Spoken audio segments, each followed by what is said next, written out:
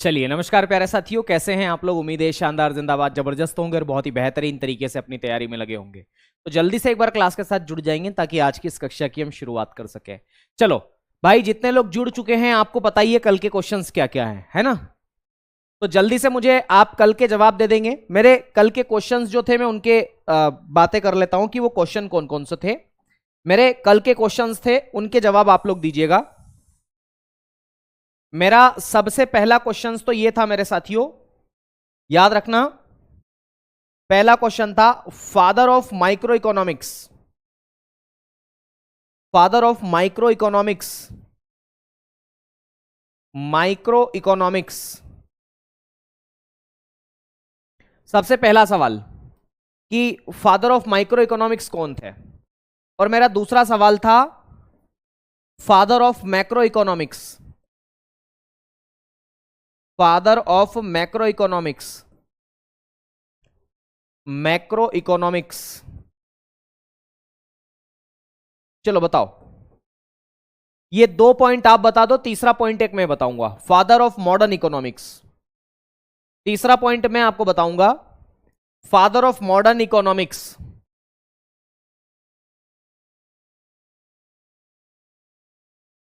Father of modern economics.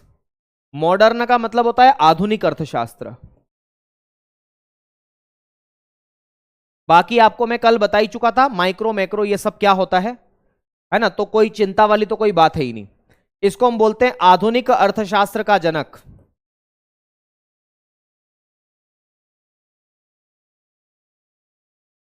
आधुनिक अर्थशास्त्र के जनक। देखो, जिन जिन लोगों ने जवाब दिया है बहुत अच्छी बात है, जिनने नहीं दिया है सुन लो, है ना। जॉन मिनार्ड कीन्स, जेम कीन्स, बहुत बढ़िया। अल्फ्रेड मार्शल, जनक अल्फ्रेड मार्शल, माइक्रो इकोनॉमिक्स के अल्फ्रेड मार्शल, बहुत बढ़िया। देखो मैं आपको बताता हूं माइक्रो इकोनॉमिक्स जो है इसके पिता कौन है। तो माइक्रो इकोनॉमिक्स के पिता अगर आप गूगल करेंगे, देखो मैंने इसीलिए आपको होमवर्क दिया था ताकि आप इसके बारे में थोड़ी सी जानकारी लेके आए। दरअसल अल्फ्रेड मार्शल जो है, अल्फ्रेड मार्शल जो है वो माइक्रो इकोनॉमिक्स के पिता है। अल्फ्रेड मार्शल, आ गई बात समझ में।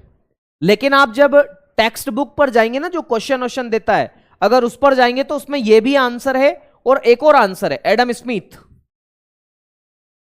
एडम स्मिथ यह भी दे रखा है उसके अंदर।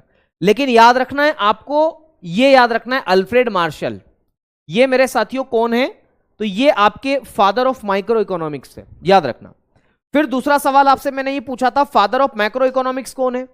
तो मेरे साथियों J M Keynes, John Maynard Keynes, John Maynard Keynes. John Maynard Keynes जो है ये मैक्रो इकोनॉमिक्स के पिता है। कौन है? मैक्रो इकोनॉमिक्स के पिता। ओके।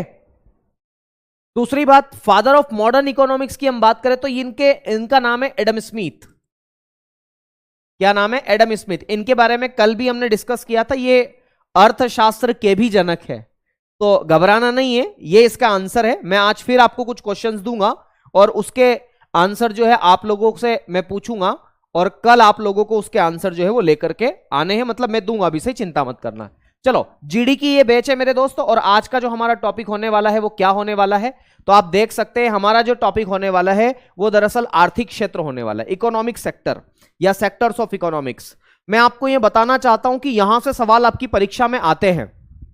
आ रही बात समझ में? यहां पर आपकी परीक्षा में सवाल कई प्रकार से आते हैं। तो मैं हेडिंग डाल देता हूं आर्थिक क्षेत्र में मेरे साथियों, है ना। आर्थिक क्षेत्र, इकोनॉमिक सेक्टर या sector of economics, sector of economics, आर्थिक क्षेत्र। क्या बोलते हैं इसे? आर्थिक क्षेत्र के नाम से जानते हैं। चलो, मैंने कल भी बताया था कि आर्थिक गतिविधियां क्या होती है ना। आर्थिक क्षेत्र कितने मुख्य क्षेत्र हैं, कल मैंने डिस्कस किया था ना। तो मैंने आपको बताया था कि हमारे पास में 3 मुख्य क्षेत्र हैं। सबसे पहला जो क्षेत्र है उसको हम किस नाम से जानते हैं, तो याद रखना उसे हम जानते हैं मेरे दोस्त प्राथमिक क्षेत्र के नाम से। तो आइए जरा मैं हेडिंग डालता हूं प्राथमिक क्षेत्र। सबसे पहला हेडिंग डालेंगे प्राथमिक क्षेत्र। और प्राथमिक क्षेत्र को हम अंग्रेजी में किस नाम से जानते हैं, तो प्राइमरी सेक्टर आप इसे कह देते हैं, क्या बोल देते हैं इसे? प्राइमरी सेक्टर के नाम से आप इसे जानते हैं, प्राइमरी सेक्टर। प्राइमरी सेक्टर आप इसे कह देते हैं, प्राथमिक क्षेत्र। चलो भाई, इसमें सबसे पहला बिंदु लिखेंगे कि इसको और किस नाम से जाना जाता है, इसका अन्य नाम क्या है? अन्य नाम का मतलब होता है अदर्स नेम। भाई इस प्राइमरी सेक्टर को और किस नाम से जाना जाता है? आ गई बात समझ में? सर हिंदी में लिखो, समझ नहीं आ रहा है, ये समझ में नहीं आ रहा है ये। यार कल मैंने बताया तो था, ये मैं पढ़ा थोड़ी रहा हूं, ये तो मैं आपको बता रहा हूं, कल मैं पढ़ा चुका था जो पढ़ाना था। इसमें बताना, देखो अब आपके पास में ना अलग अलग प्रकार की समस्याएं हैं।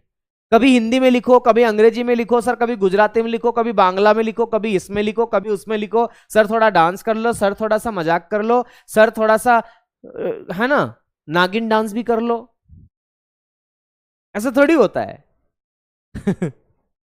देखो मैं अंग्रेजी में बोल सकता हूं, हिंदी में बोल सकता हूं, आपको एज इट इज लाइन लिखूं ये तो संभव नहीं है ना। और इसमें देखो मैंने हर चीज अंग्रेजी में लिखी हुई है। खैर आप देखेंगे इसको। प्राइमरी सेक्टर को प्राथमिक क्षेत्र बोलते हैं, इसके अन्य नाम क्या है? तो याद रखना है, इसको बोलते हैं कृषि एवं संबद्ध क्षेत्र। इसको हम एग्रीकल्चर एंड एलाइड एक्टिविटीज बोलते हैं। कृषि एवं संबद्ध क्षेत्र के नाम से आप इसे जानते हैं। संबद्ध का मतलब है उससे जुड़े हुए, कृषि से जुड़े हुए। आ गई बात समझ में? तो इसको हम बोलते हैं agriculture and allied activities. Agriculture and allied, allied का मतलब समझते हो? एलाइड का मतलब होता है एलाइड सेक्टर या एक्टिविटीज भी आप इसे कह सकते हैं, है ना, एक्टिविटीज ही लिखें। कृषि से कौन कौन सी गतिविधियां जुड़ी हुई है आप बता सकते हैं मुझे? कौन कौन सी गतिविधियां जुड़ी हुई है मेरे भाई? मैं आपसे यह पूछना चाह रहा हूं कि गांव का जो मांगीलाल है ना, देखो मांगीलाल पहली बार आया है, मेरे एग्जाम्पल में आपको मांगीलाल ज्यादा दिखेगा। मेरी मांगीलाल से कोई व्यक्तिगत दुश्मनी नहीं है, बस ये एक जातिवाचक संज्ञा के रूप में मैं उपयोग करता हूं, क्योंकि गांव में मांगीलाल गंगाराम ये सब मिल जाते हैं। आपके गांव में भी मिलते हैं, मेरे गांव में भी मिलते हैं। तो अगर कोई मांगीलाल गांव में खेती करता है तो खेती के साथ साथ वो क्या क्या करता है? तो खेती के साथ साथ वो पशुपालन भी कर लेता है, क्योंकि उसको एग्रीकल्चर से या खेती से, जैसे सोयाबीन उसने बोई, तो सोयाबीन बोएगा तो उसके बाद में भूसा उसको मिलेगा आखिरी में। भूसा, अरे सोयाबीन का जो कचरा होगा भूसा बोलते थे हमारे गांव में उसको। वैसे ही चने अगर उसने बोए, मटर बोए, तो बाद में जो भूसा उसा मिलेगा ना उसको, वो अपनी भैंसिया को खिला देगा, अपनी गैया को खिला देगा। आ रही बात समझ में? तो वो पशुपालन करेगा। अच्छा, पशुओं के साथ साथ कई सारे किसान है, जैसे मेरे ससुराल पक्ष में मछली पालन भी होता है। वो तालाब वाला में मछली वछली पाल लेते हैं, है ना, मछली पालन। तो मछली पालन हो गया, और साथ में ही खेती करता है तो वो फूलों की खेती कर लेगा, वो सब्जियों की खेती कर लेगा, वो फलों को उगा लेगा, फलों के बाग लगा लेगा, गुलाब के फूलों के बाग लगा लेगा। आ रही बात समझ में? तो ये भी काम कर सकता है वो। इसके अलावा गेहूं चावल खाद्यान्न फसलों को उगा लेगा। वो खाद्यान्न मतलब होता है फूड ग्रेन्स, है ना, जिनको खाया जाता हो पेट भरने के लिए, तो उसकी खेती कर लेगा। इसके अलावा मेरे साथियों मछली पालन हो गया, मैंने बता ही दिया आपको, भैंसिया पालन हो गया। इसके अलावा और क्या क्या हो गया? तो याद रखना है, कुल मिला के प्राथमिक क्षेत्र में जो प्रोडक्शन है, उत्पादन है, वो कहां से किया जाता है? अगर सवाल पूछा जाए तो याद रखना है प्राकृतिक संसाधनों से किया जाता है। तो इसमें हम एक बिंदु लिखेंगे कि इसमें उत्पादन प्राकृतिक संसाधनों से होता है। इसमें उत्पादन, उत्पादन का मतलब होता है प्रोडक्शन। इसमें जो उत्पादन होगा वो कहां से होगा? प्राकृतिक संसाधनों की सहायता से। प्राकृतिक संसाधनों से होगा, मतलब नेचुरल रिसोर्सेस से होगा। जैसे भूमि एक नेचुरल रिसोर्सेस है, सही बात है कि गलत बात है? बोले सही बात है। तो भूमि से मेरे साथियों कपास का उत्पादन करें, जमीन से, चाहे गेहूं का उत्पादन करे, चाहे गन्ने का उत्पादन करे, किसी भी प्रकार का उत्पादन करे, वो उत्पादन नेचुरल रिसोर्सेस से हो रहा है ना। तो जितना भी ये उत्पादन होगा, कृषि, कृषि भूमि पे ही तो होगी। अच्छा, खनन कहां पर होगा? माइनिंग, खुदाई कहां पर होगी? अयस्क कहां से निकाले जाएंगे? और बोलते ना आप उसे, और खनिज, मिनरल्स, वो सब जमीन के अंदर से निकाले जाएंगे। तो ये सारे के सारे इसी के एग्जाम्पल है ना। तो याद रखना उत्पादन जो होगा वो प्राकृतिक संसाधनों से होगा, पहला बिंदु याद रखना है। दूसरा बिंदु आपको इसमें यह याद रखना है कि देश की, भारत की सबसे ज्यादा जनसंख्या इसी क्षेत्र पर निर्भर है। तो देश की सर्वाधिक जनसंख्या, देश की सर्वाधिक जनसंख्या इस पर निर्भर है। मतलब लगभग 55% जनसंख्या जो है वो डिपेंड है इस सेक्टर पर। तो most population are depending on the primary sector, प्राथमिक क्षेत्र पर ज्यादा से ज्यादा पॉपुलेशन हमारी डिपेंडेंट है। अच्छा, इसके उदाहरण क्या क्या, सवाल यहां से आता है। तो सबसे पहला लिखेंगे मेरे साथियों, अच्छा बताओ मुझे, कृषि, कृषि तो इसका नाम ही एग्रीकल्चर, एग्रीकल्चर इसका बेस्ट एग्जाम्पल है। और कृषि का मतलब फल उगाना, फूल उगाना, है ना, सब्जी उगाना, ये सब इसके अंदर आएगा। हॉर्टिकल्चर, ये सब इसके अंतर्गत आएगा। इसके अलावा मैं बात करूं मेरे साथियों, गेहूं की खेती करना, ये सब भी इसी में आएगा। मुझे बताओ वन कहां पर लगाए जाते हैं? वन, फॉरेस्ट्री, वनों को लगाया जाता है जमीन पर, भूमि पर। भूमि क्या है? एक प्राकृतिक संसाधन है। तो याद रखना वानिकी इसमें लिखेंगे, दूसरा वानिकी। और वानिकी को हम लोग क्या बोलते हैं? फॉरेस्ट्री, फॉरेस्ट्री, फॉरेस्ट्री, फॉरेस्ट्री लिखेंगे। मुझे बताओ खनन, खनन का मतलब होता है माइनिंग, खुदाई करना, यह भी इसी में की जाएगी मेरे साथियों। इसके अलावा वानिकी हो गया। इसके अलावा लिखना पशुपालन, पशुपालन, एनिमल हस्बेंड्री,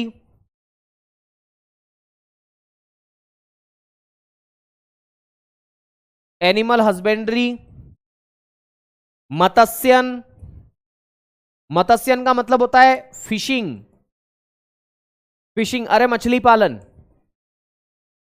फिशिंग, तो ये भी इसी में आएगा, है ना, वन और ये सब। तो ये सारे के सारे इसके एग्जाम्पल है, प्राइमरी सेक्टर के एग्जाम्पल है। कोई दिक्कत यहां तक किसी को? नहीं ना। तो पहला बिंदु मैंने क्या बताया? पहला बिंदु ये बताया कि इसका अन्य नाम कृषि एवं संबद्ध क्षेत्र है। ओके, इसमें उत्पादन किसकी सहायता से होता है? प्राकृतिक संसाधनों की सहायता से होता है। देश की सबसे ज्यादा जनसंख्या इसी पर निर्भर है। और इसमें ये एग्जांपल। अच्छा, एक बात और समझ लेना, इसका देश की जीडीपी में सबसे कम योगदान है।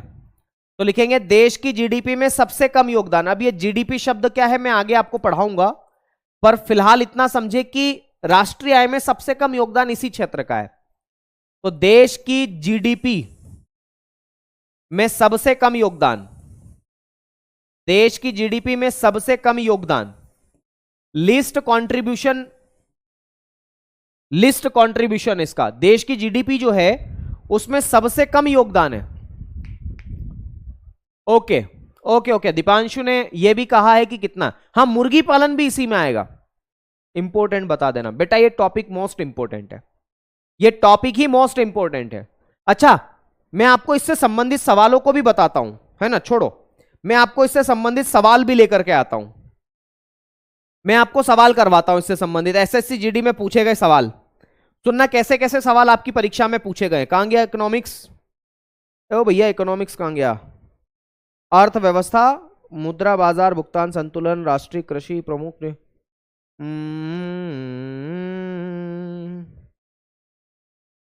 कभी खुशी कभी गम।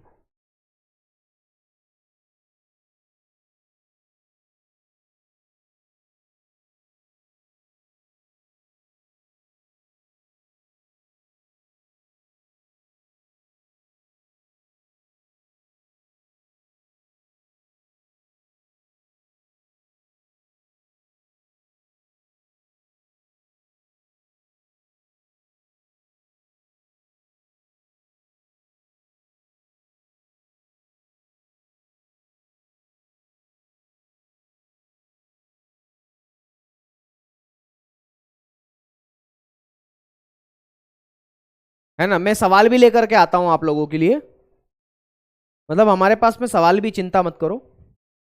पर पहले इतनी बातें समझ में आ गई आप लोगों को, कैसे कैसे सवाल आते हैं वो भी मैं आपको बता दूंगा, पर ये बातें आपको समझ में आनी चाहिए पहले, है ना।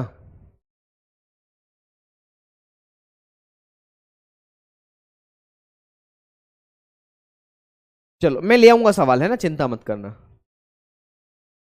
सवाल आज नहीं तो कल लेके आ जाऊंगा, पर ले आऊंगा। ठीक है, अभी सवाल ढूंढने में काफी समय लगेगा, मैं ले आऊंगा सवाल इसके, कल सवाल भी करवा दूंगा स्टार्टिंग में, है ना।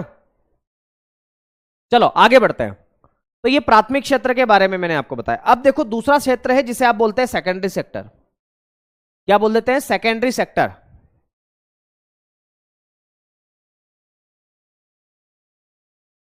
हिंदी में बोलते हैं द्वितीय क्षेत्र।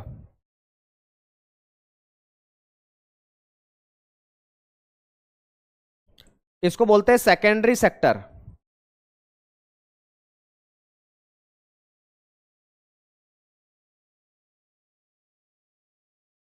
क्या बोलते हैं इसे? सेकेंडरी सेक्टर के नाम से आप इसे जानते हैं। चलो भाई, इस सेकेंडरी सेक्टर को हम और किस नाम से जानते हैं? देखो इसके ना 3 नाम है हमारे पास में। इसका सबसे पहले अन्य नाम लिखो, अदर्स नेम।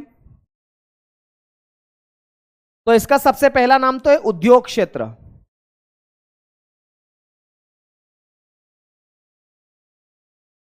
उद्योग क्षेत्र है ना, उद्योग क्षेत्र।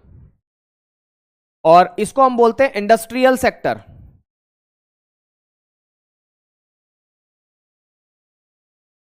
इंडस्ट्रियल सेक्टर, जितने भी उद्योग है वो सारे के सारे इसमें आएंगे, ठीक है। दूसरा मेरे साथियों, इसको हम लोग बोलते हैं माध्यमिक क्षेत्र, मिडिल सेक्टर। क्यों बोल देते हैं आप इसे माध्यमिक क्षेत्र? क्योंकि ये प्राइमरी सेक्टर और टर्शरी सेक्टर के बीच में है, इसलिए इसको माध्यमिक क्षेत्र के नाम से आप जानते हैं। तो इसको माध्यमिक क्षेत्र, मिडल सेक्टर भी आप इसे कह सकते हैं। तीसरा, आप इसे और किस नाम से जानते हैं? इसे बोलते हैं विनिर्माण क्षेत्र, मैन्युफैक्चरिंग सेक्टर।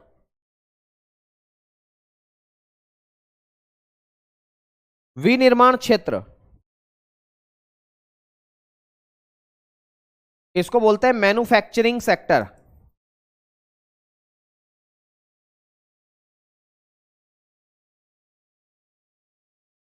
मैन्युफैक्चरिंग सेक्टर के नाम से आप इसे जानते हैं। तो इतने सारे नाम इसके हैं द्वितीय क्षेत्र में, है ना। इसमें लिखेंगे अगला बिंदु, इसके एग्जाम्पल। तो जितने भी उद्योग है, सभी उद्योग एवं कारखाने, सभी उद्योग एवं कारखाने वो इसके एग्जाम्पल है। सभी उद्योग एवं कारखाने इसके एग्जाम्पल है। जैसे मैं बात करूं लौह इस्पात उद्योग की, लौह इस्पात उद्योग को हम बोलते हैं अंग्रेजी में आयरन एंड स्टील इंडस्ट्रीज। सही है कि गलत है? बोले हां सर, बात तो सही है। चाहे मैं बात करूं स्टील उद्योग की, स्टील इंडस्ट्रीज की, चाहे मैं बात करूं घड़ी उद्योग की, चाहे मैं साइकिल उद्योग की बात करूं, सारे के सारे उद्योग और जितने भी कारखाने, चाहे वो चीनी कारखाना हो, चाहे वह किसी भी प्रकार का कारखाना हो, वो सारे के सारे भी इसी के अंतर्गत आएंगे। तो चीनी कारखाना ये भी इसी में आएगा। एक और होता है एमएसएमई। एमएसएमई इसको हम बोलते हैं, अंग्रेजी में लिख देता हूं, micro small and medium enterprises. Micro small and medium enterprises,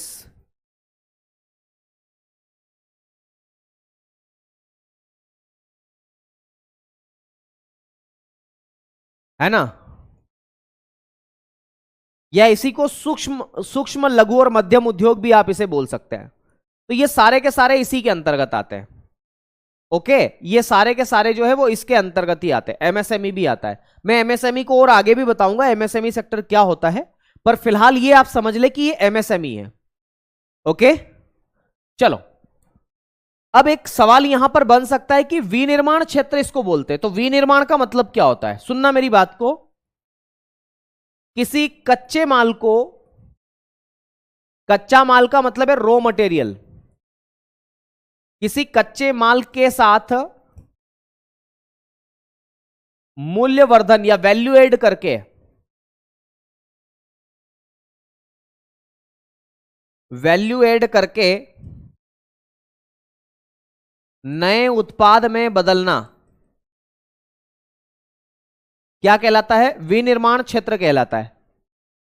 जैसे जैसे मैं बात करूं गन्ना, गन्ना हमें खेतों से मिलता है, गन्ने को हम शुगर कैन बोल देते हैं।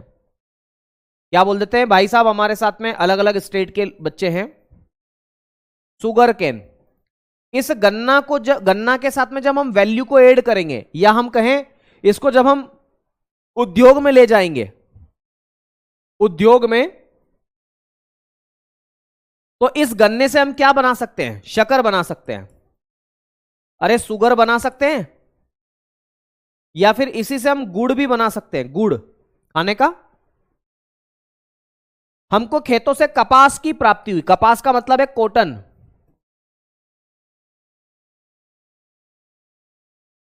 इस कॉटन को जब हम उद्योग या मशीन में ले जाएंगे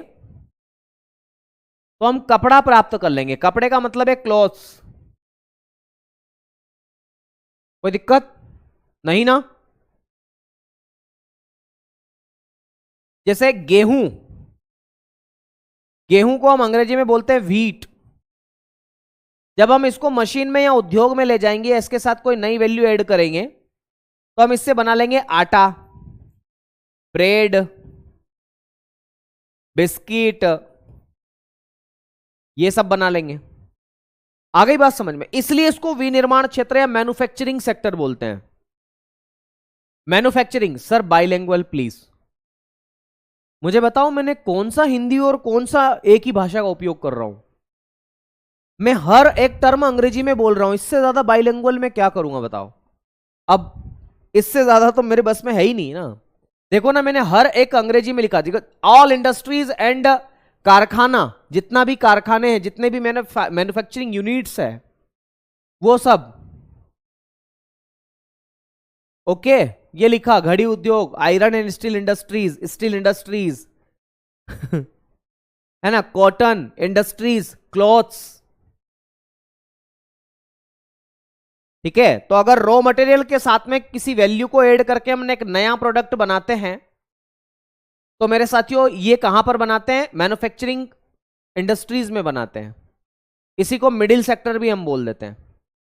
ठीक है, चलो इतना भर लिखो जल्दी से। आप कह रहे हैं स्पीड ज्यादा है, स्पीड ज्यादा है।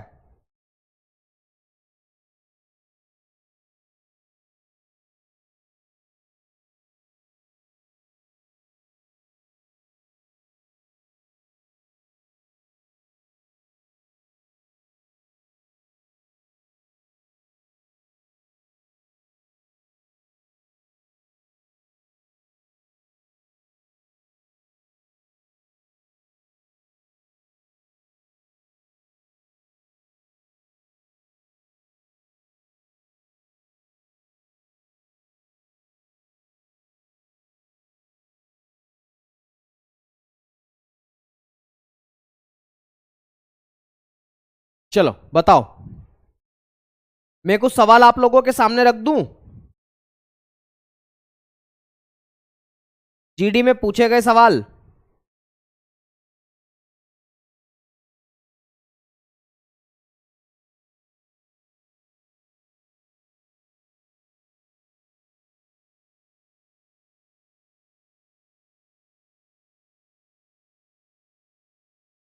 पर मेरे पास सवाल हिंदी में ही है।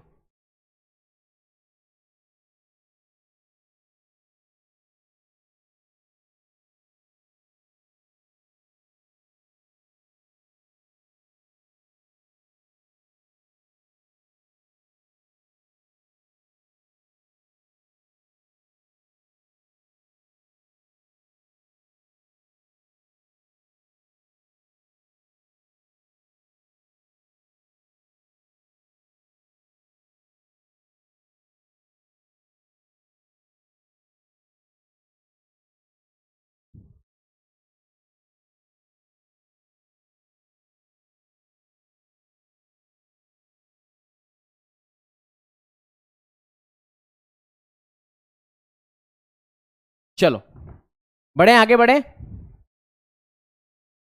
ये हो गया आपका सेकेंडरी सेक्टर। एक अगला सेक्टर में लिखवाता हूं मेरे साथियों, और उसको हम लोग किस नाम से जानते हैं?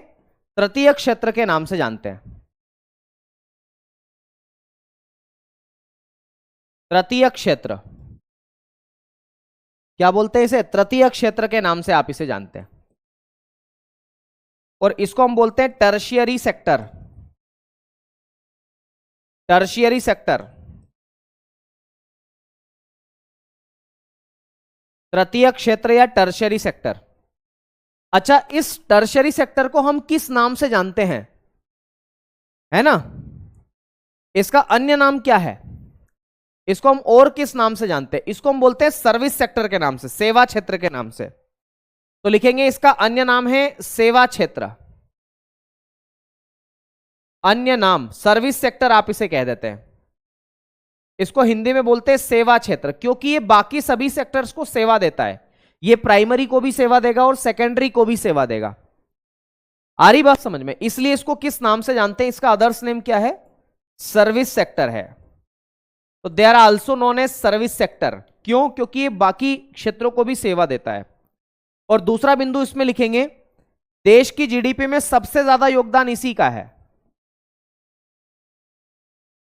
देश की जीडीपी में सबसे ज्यादा योगदान जो है ना, वो इसी का है। देश की जीडीपी में सर्वाधिक योगदान, सर्वाधिक योगदान, हम इसको क्या बोलेंगे? Most contribution in the GDP of economics, या इंडियन इकोनॉमी आप इसे कह सकते हैं। तो देश की जीडीपी में मोस्ट कंट्रीब्यूशन है इसका। दूसरी बात मेरे साथियों, इसके एग्जाम्पल की हम बात करें, जैसे आपको अपनी मम्मी को पैसा डालना है या उसको पैसा डालना है, आपकी नौकरी लग गई, नौकरी लगने के बाद में आपको आमतौर पर पैसा डालना ही पड़ेगा अपने दोस्तों को, तो आप बैंकिंग का सहारा लेंगे। तो बैंकिंग ने आपको सर्विस दी। अभी आप जो क्लास ले रहे हैं वो किसके थ्रू ले रहे हैं? इंटरनेट। तो इंटरनेट आपको सर्विस दे रहा है। अभी आपको क्लास लेते लेते अपने मम्मी पापा की याद आ जाए तो आप कम्युनिकेशन का उपयोग कर लेंगे। कम्युनिकेशन का मतलब होता है संचार। और आप अपनी मम्मी से बात कर लेंगे, मम्मी याद आ रही थी इसलिए फोन लगा लिया। आपको बहुत ज्यादा याद आ रही है अपनी मम्मी की या उसकी, तो आपने क्या किया? ट्रेन से या बस से या एरोप्लेन से आप अपने गांव चले गए और मिल लिए। परिवहन, ट्रांसपोर्टेशन, ट्रांसपोर्टेशन। तो परिवहन के जो साधन हैं वो भी मेरे साथियों सर्विस आपको दे रहे हैं। इसके अलावा ये जितने भी मास्टर आपको पढ़ाते हैं, जैसे मैं टीचर, भगवान न करे कभी आप बीमार हो अस्पताल में जाएं, तो मेरे साथियों एजुकेशन भी क्या है? एक प्रकार का सेवा क्षेत्र है। एजुकेशन, टीचिंग, टीचर है ना, टीचर एजुकेशन में ही आ जाएगा। हॉस्पिटल, ये भी आपको सेवा दे रहा है, हॉस्पिटल। इसके अलावा देखो, आप अपनी फसलों का बीमा करवाते हैं किसान भाई, वैसे ही मेरे दोस्त आप अपनी हेल्थ का इंश्योरेंस करवा लें। बीमा क्षेत्र जो है, बीमा, ये भी आपको सेवा देता है। आपकी नौकरी लग गई, बहुत ज्यादा काम था, आपने बहुत काम किया, अब आपका मन नहीं लग रहा, आपने कहा चलो घूम के आते हैं, तो आप कहीं पर घूमने के स्थान पर चले गए। पर्यटन, टूरिज्म। आपको पैसे निकालने हैं, अब आपके पास पैसा खत्म हो गया, कैश खत्म हो गया, तो आपने एटीएम बूथ का उपयोग कर लिया। एटीएम बूथ, अरे एटीएम मशीन भी आप इसे कह सकते हैं। ठीक है, आपको भूख लगी, आपको खाना खाना है, होटल में आपने खाना खा लिया, रेस्टोरेंट में आपने खाना खा लिया। आ गई बात समझ में? तो इन्होंने क्या दी? आपको सेवा दी, सेवा दी मेरे साथियों। तो इंटरनेट, बैंकिंग, कम्युनिकेशन, ट्रांसपोर्टेशन, ये सारा का सारा क्या है मेरे दोस्त? सेवा है, सेवा। कोई दिक्कत? कोई दिक्कत इसमें? सेवा बोलते हैं इसको, सेवा। ठीक है, अच्छा इसके अलावा और क्या क्या हो सकता है?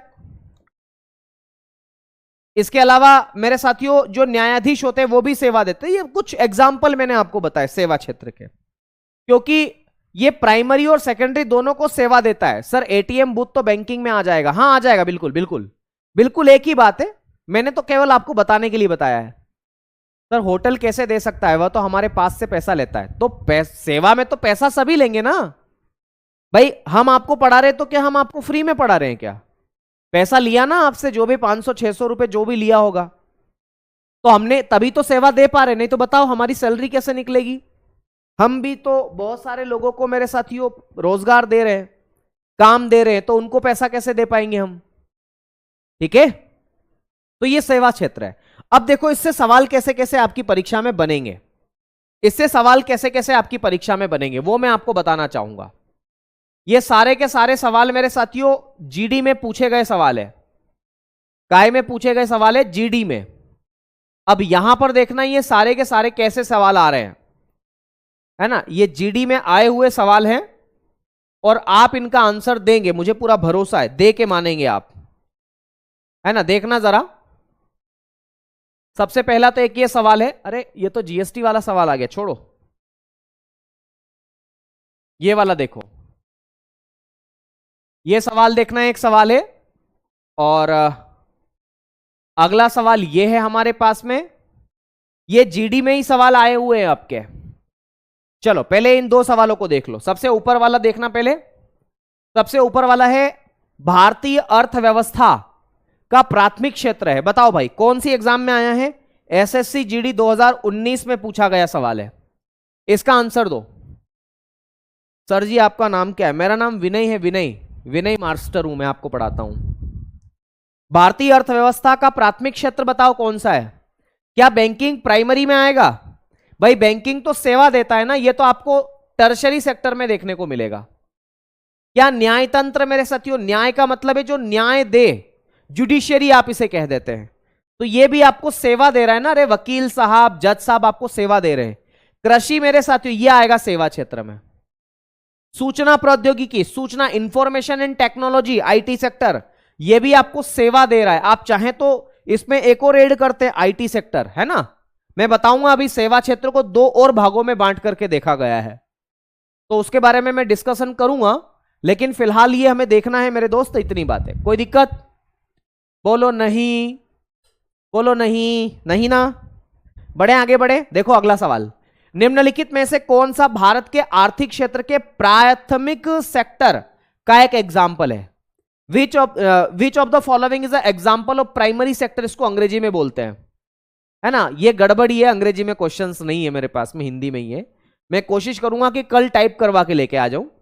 बताओ प्राइमरी सेक्टर का एग्जाम्पल कौन सा है? वानिकी, वानिकी का मतलब है वनों को लगाना, फॉरेस्ट्री बोलते हैं इसको, तो यही तो है प्राइमरी सेक्टर का एग्जाम्पल। अच्छा संचार, जिसको बोलते हैं कम्युनिकेशन, आपको याद आई, फोन लगा लिया, टर्शरी सेक्टर का एग्जाम्पल है ना, टर्शरी सेवा क्षेत्र का। परिवहन टर्शरी सेक्टर का एग्जाम्पल है। कपड़ा बुनना, लिखा हुआ है कपड़ा बुनना, अरे भाई क्लॉथ वीविंग बोलते हैं इसको, वीविंग, वीविंग का मतलब है कपड़ा बुनना, जैसे छोटे बच्चे के लिए टोपी बनाई जाती है, तो ये मेरे साथियों ये ना सेवा दे रहा है, सेवा, सर्विस सेक्टर का एग्जाम्पल है ना। सर्विस भी नहीं कहो आप इसे, कपड़ा बुनना दरअसल ये सेकेंडरी सेक्टर का एग्जाम्पल है, उद्योग क्षेत्र का, क्योंकि उद्योग में होता है कपड़े को बुनने का काम, है ना। जो क्लॉथ्स वीविंग होती है वो इंडस्ट्री में होती है, तो इसका एग्जाम, इसका भी क्या होगा? पहला ही आंसर होगा। चलो भाई ये बात भी आपको समझ में आ गई होगी मेरे ख्याल से। इसका जवाब दो। ओ हुजूर तेरा तेरा तेरा सुरूर, चलो भाई इसका भी जवाब दे ही दो, दे दो, इसका जवाब दे दो, है ना। बताओ पहले ऊपर वाला, तृतीय क्षेत्र का दूसरा नाम क्या है? टर्शरी सेक्टर का दूसरा नाम क्या है? बताओ क्या है? टर्शरी सेक्टर को और किस नाम से जानते हैं? उत्पादक क्षेत्र बोलते हैं ना, सार्वजनिक क्षेत्र ना, सेवा क्षेत्र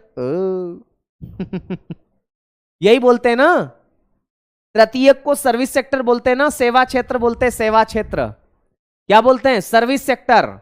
बताओ प्राइमरी सेक्टर बोलते हैं क्या? ना। कब पूछा गया है? जीडी 19 में पूछा गया है। अगला, जब प्राकृतिक संसाधनों का दोहन करके, नेचुरल रिसोर्सेज का यूटिलाइजेशन करके माल का उत्पादन किया जाता है, तो यह किस क्षेत्र की गतिविधि है? मैंने बताया, अब भी बताया मैंने कि प्राइमरी सेक्टर में जो प्रोडक्शन है वो किसकी सहायता से होगा? प्राइमरी सेक्टर की सहायता से होगा। तो इसका आंसर क्या होगा? मुझे तो बताओ इसका आंसर, 57 का आंसर बताओ आप। 57 का आंसर देखो, एसएससी जीडी 2019, जीडी 2019 1 तारीख को भी सवाल पूछा गया और 6 तारीख को भी पूछा गया, पहली शिफ्ट और दूसरी शिफ्ट में। बताओ बी बता रहे, बी क्या है? द्वितीयक। प्राकृतिक संसाधनों का दोहन करके माल का उत्पादन किया जाता है, तो यह किस क्षेत्र में होता है? अरे भाई नेचुरल रिसोर्सेस का प्रोडक्शन करता है और उत्पादन किया जाएगा, तो कौन से क्षेत्र में होगा? यह सवाल पूछा गया है, बताओ। बी बता रहे कुछ, डी भी बता रहे, बी सेकेंडरी बता रहे। ये एक बात बताओ, सिंपल सा सवाल है यार, कि भाई नेचुरल रिसोर्सेस की सहायता से उत्पादन किस क्षेत्र में होता है? ये क्या लिखवाया मैंने यहां पे, बताओ। इसमें उत्पादन प्राकृतिक संसाधनों की सहायता से होता है। अरे भाई प्राइमरी आंसर आना चाहिए ना, आप लोग बी क्यों दे रहे हैं? डी आएगा, डी प्राथमिक आएगा, प्राथमिक मेरे लालो, प्राथमिक आएगा। इसका आंसर ये आएगा, नेचुरल रिसोर्सेस की सहायता से प्रोडक्शन हमेशा प्राइमरी में ही होता है, ठीक है। बट आंसर सामने है आपके, बताओ, फिर भी जवाब नहीं दे पा रहे हो आप लोग, हैं? मां कसम, ऐसे कैसे काम चलेगा? चलो अगले सवाल की बात करते हैं। ये बताओ, हाँ ये भी बड़ा अच्छा सवाल है। सवाल है, इनमें से कौन सी एक ऐसी गतिविधि नहीं है, कैसी गतिविधि नहीं है? एक ऐसी गतिविधि नहीं है जिसे प्राथमिक क्षेत्र के रूप में वर्गीकृत किया गया है। मतलब ये पूछ रहा, अंग्रेजी वाले सुनना, इसमें से कौन सा एक ऐसी एक्टिविटीज नहीं है जो प्राइमरी सेक्टर का एग्जाम्पल नहीं है? तो which is the not a example of primary sector, ऐसा पूछा गया है। ये डेयरी नहीं है, डेयरी है, डेयरी, डेयरी। देखो वानिकी है ना, वानिकी फॉरेस्ट्री बिल्कुल प्राइमरी का एग्जाम्पल है। एग्रीकल्चर या कृषि भी है, 2019 में पूछा गया। नए सवाल क्यों नहीं है इसमें? डेयरी मेरे साथियों ये भी है। ये बैंकिंग नहीं है ना, बैंकिंग किसका है? ये तो सर्विस सेक्टर का है ना, टर्शरी का है। क्या इसका एग्जाम्पल होगा? डी इसका एग्जाम्पल हो जाएगा, डी। चलो अगर इतनी बातें समझ में आ गई है तो फिर तो बस आप सवाल गलत कर ही नहीं पाओगे अब तो। ये तो मैं आपको करवा ही चुका हूं, ऐसे कोई दिक्कत वाली बात है ही नहीं, है ना। तो ये सारी बातें समझ में आ गई आप लोगों को। अब देखो मेरी बात सुनो, अब मैं आपको ये बताना चाह रहा हूं कि इस सर्विस सेक्टर को भी 2 पार्ट में डिवाइड करके देखा गया है। इस सेवा क्षेत्र का 2 पार्ट में विभाजन किया गया है। कई किताबें इस सर्विस सेक्टर को, सेवा क्षेत्र को 2 पार्ट में डिवाइड करके देखती है। सर्विस सेक्टर, है ना, मैं बोल रहा हूं कई सारी किताबें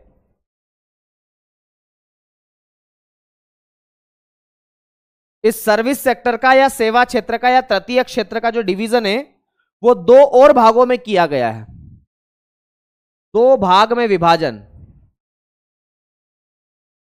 इसका जो डिवीजन है, डिवीजन का मतलब होता है विभाजन करना, बांटना।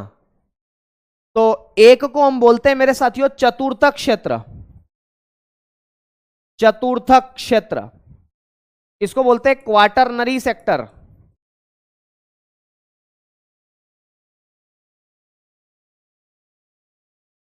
Quaternary sector. और इसको हम किस नाम से जानते हैं पता है? इसको हम बोलते हैं नॉलेज सेक्टर के नाम से, नॉलेज सेक्टर।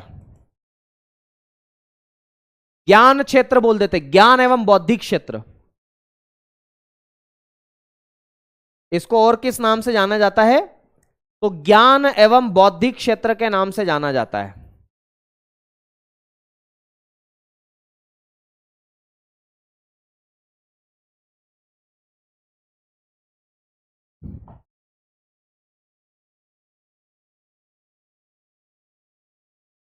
इसको बोलते हैं ज्ञान एवं बौद्धिक क्षेत्र, ओके। नॉलेज सेक्टर के नाम से आप इसे जानते हैं।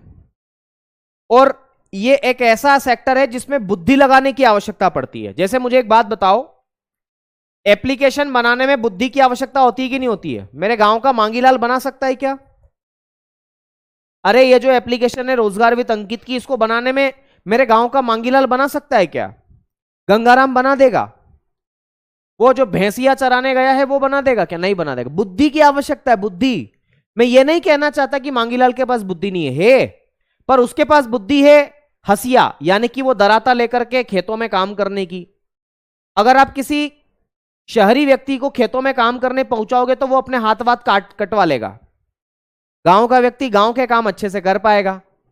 कई शहरी लोगों को तो गांव में भैंसिया बांधना भी नहीं आएगा कि कैसे भैंसिया को बांधा जाता है। तो application, software, information and technology, IT sector बोलते हैं, इंफॉर्मेशन टेक्नोलॉजी सेक्टर, जिसको हम हिंदी में बोल देते हैं सूचना प्रौद्योगिकी। सूचना प्रौद्योगिकी, इंफॉर्मेशन टेक्नोलॉजी, बहुत बुद्धि की आवश्यकता पड़ती है भाई। इसके अलावा रिसर्च एंड डेवलपमेंट, अनुसंधान एवं विकास। सर आप भी नहीं बना सकते? हां, नहीं बना सकता। इसमें लिखेंगे science and technology, science and technology, विज्ञान एवं तकनीक, क्या बोलते हैं इसे? विज्ञान एवं तकनीक। ये भी तो इसी में आएगा, चतुर्थक में। ओके, बताओ कोई दिक्कत नहीं ना?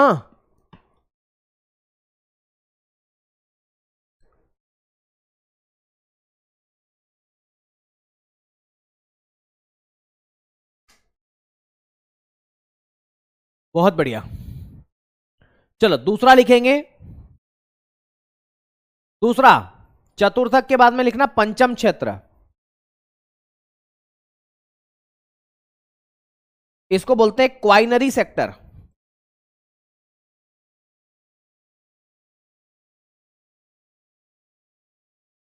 क्वाइनरी सेक्टर।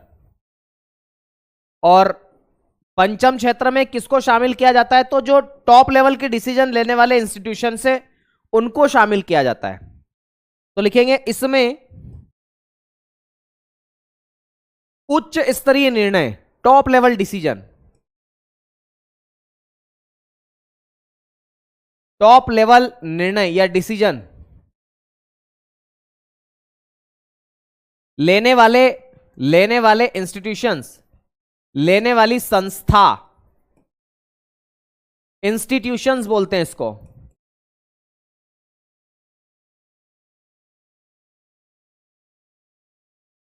को शामिल किया जाता है। मुझे एक बात बताओ, आपकी एग्जाम कब करवाएंगे कॉलेज की? कौन डिसीजन लेगा? कौन लेगा? यूनिवर्सिटी लेगी। तो इसमें एग्जाम्पल में लिखना यूनिवर्सिटीज। भाई आपके कॉलेज की एग्जाम कब होगी, इसका डिसीजन यूनिवर्सिटी लेगी।